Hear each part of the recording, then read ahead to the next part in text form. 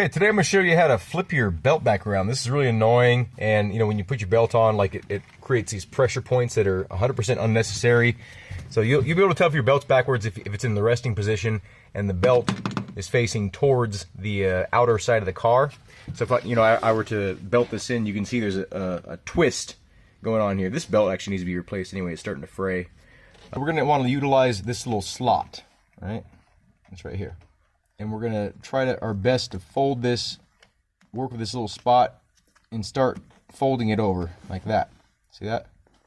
So now we want to straighten it out as much as possible, and then work it over, kind of like a twisting motion, like that. And there you go. If you were to belt yourself in, the belt is flat up against your lap and flat up against your shoulder. And that is that. Hopefully that video helped you out.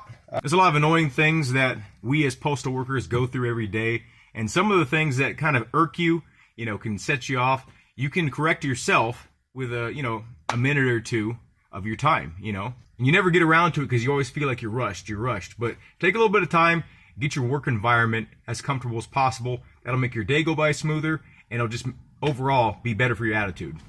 Have a good day. Thank you for watching, and I hope to see you in a future video.